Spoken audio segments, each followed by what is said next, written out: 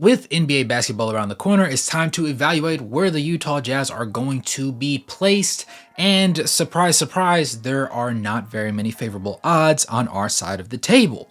With that being said, ESPN recently dropped their predictions for the Western Conference records across the 2024-2025 NBA season, and they said things were about as bleak as we could expect them to be.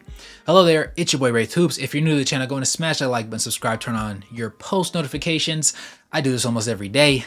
We're going to go ahead and break down exactly what the expectation was, whether I agree with it or not, and then what we can expect to look forward to since the team is not going to be good from a win-loss record standard.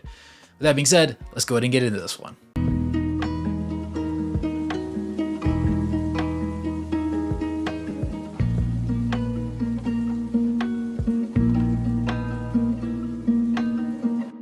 So for reference, the Utah Jazz ended up finishing last season 37-45, which is pretty decent. It's not great, it's not terrible, and honestly, it really got worse after the trade deadline because that's when we released a couple of key players that were on our rotation, and then we ended up resting some of our star players because of injuries that may or may not have actually occurred. But nevertheless, it allowed us to fall down in the draft, which put us in position to get Cody Williams, Isaiah Collier, and Kyle Filipowski, which I'm pretty happy about. I don't know about you guys. With that being said, though, looking forward to this season, they said, you know what? You have a steeper drop-off coming, guys. And we do, to be quite honest. Yes, we did manage to retain Lauri Markkanen, the 7-foot sharpshooter, but it's not going to be enough to carry this team, and for good reason. Because yes, while there are a couple other key pieces, despite Jordan Clarkson coming back from a bad shooting season, to be quite frank, Colin Sexton is coming back doing productive things. You hope that John Collins still is a productive player. Walker Kessler takes a step forward. Keontae George takes a step forward. Plus the surprisingly good rookie class that we had. But nevertheless, you can't count on that to end up carrying your team to wins, especially in the ultra stacked Western Conference that just keeps getting more and more competitive. Teams like the Memphis Grizzlies, for example, are going to be getting back healthy and having the opportunity to be their consistent selves. And I think that they will end up leapfrogging the one and only Utah Jazz next year. Similarly, the San Antonio Spurs added Stephon Castle, Harrison Barnes, and Chris Paul to the fold, and with the progression of Victor Wembanyama, depending on if he's also on a minutes restriction or not, they're also going to jump the Utah Jazz.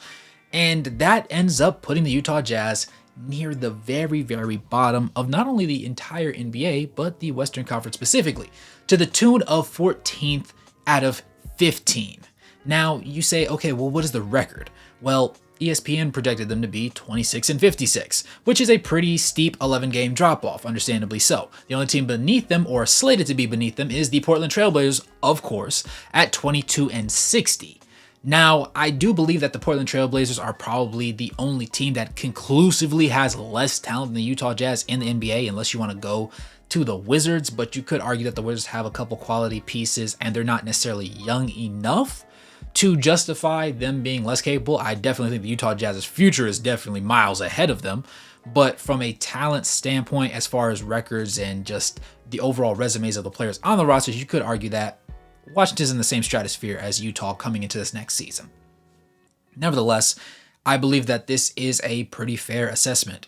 The overall expectation for the Utah Jazz is not to win a lot of games. Is it to be decently competitive and let the guys get some quality reps? Yes, of course, but they're also not hoping to win a lot of games. We want to be near the bottom so we can manage to nab a top 5 to top 7 pick, preferably top 3, of course, so that way if we can't get one Cooper Flag, we can get a VJ Edgecombe, we can get all these other guys that are at that top part of the class that show themselves to be a grade apart from everybody else. Now, don't get it twisted because everybody else in the class is still up to standard with any other draft class that you would see. But the lack of overall top tier talent that we were missing from this most recent draft class is going to be evidently there and flush for the taking next year. So we want in on that, put simply. And with the Utah Jazz expected to have 3 first-round picks going into the next draft year, they want to be able to get the job done as best as possible. And to the tune of losing a lot of games, well, you're going to be able to do that. And Lauri Markkanen, like I said, despite being an all-star caliber forward, isn't going to be enough to end up leading this team over the hump and making them a extremely competitive roster. The Western Conference is not going to be forgiving, and if they were in the Eastern Conference, they would still be a bottom team and they would still probably be competing with the Hornets on a nightly basis. Now, does that mean that they're ultimately going to have a poor future later on down the road? Of course not. But it definitely means that there's going to be a rough road ahead, at least for this season coming. Now, that we've gotten all of the ugly things out of the way, it's time to be a little bit appreciative of the opportunities that we have. With no expectation and the floor being the ceiling, as one Michael Jordan once said, it allows for a lot of the players on the roster to just go ahead and try things, try and be themselves. You'll have Jordan Clarkson, who couldn't garner any sort of trade because there just wasn't an opportunity for it.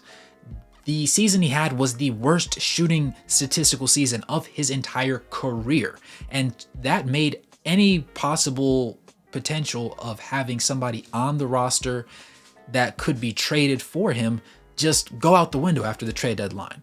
And unfortunately, that's just the lifestyle that he's expected to have. However, looking forward, we will have the opportunity for the likes of John Collins to potentially also see a trade because him and Clarkson's contracts are very team friendly, and I believe that Collins will ultimately be the more tradable out of the two just because of his poor shooting from three-point range at the end of the year, where he went from shooting high 30s to 40s on a nightly basis to shooting 20s to low 30s. But nevertheless, I believe that there's going to be a lot of opportunities for guys to step up, show their worth. The rookies are going to get a healthy dose of minutes, and though Will Hardy's policy is you earn your minutes, regardless of who you are, it does not matter. I believe that sooner than later in the season, we're going to see a lot of Cody Williams. We're going to see a lot of Kyle Filipowski. We're going to see a lot of Bryce Sensabaugh. We're going to see a lot of Taylor Hendricks. We're going to see a lot of Cody Williams. We're going to see a lot of these young guys just getting opportunities. We're going to see Keontae George start at the point guard. We're going to see him start at the two guard. We're going to see where he fits, if he can be a franchise point guard, or if we're going to sit him at off-ball positions and see if Colin Sexton can be a long-term solution there. I personally think he is. I would love to have him, but I also understand that his defensive liability just puts him into positions that you don't necessarily love.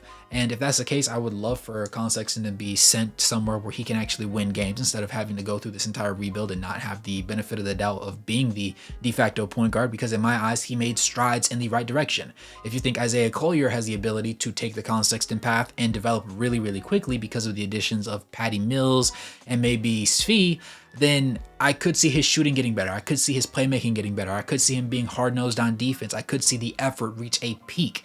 And I think that will ultimately be the defining traits for these rookies as they go into the season and get their stripes.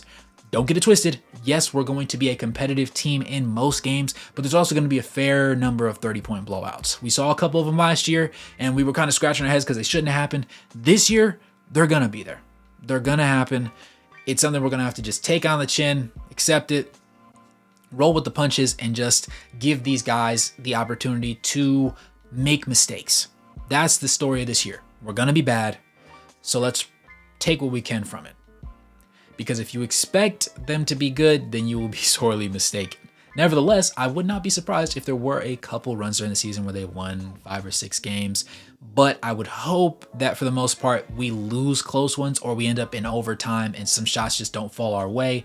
That would be the more preferable, because just watching us end up subbing out our guys and putting the lesser players on the court to get rolled over at the end of a game doesn't sound very enticing from a person that enjoys watching just quite simply good basketball, aside from, yes, understanding that we need to tank. With that being said, though, let me know what you guys think in the comments below. As always, I'm interested to hear your opinions. Go on and smash that like button if you made it this far. Subscribe, turn on post notifications, become a member of the channel, or drop a donation to help support the content. And as always, it's your boy, Wraith Hoops. Good morning, good evening, and good night, no matter where you're on the globe watching. Thanks for tuning in, and I'll catch you guys in the next one. Peace.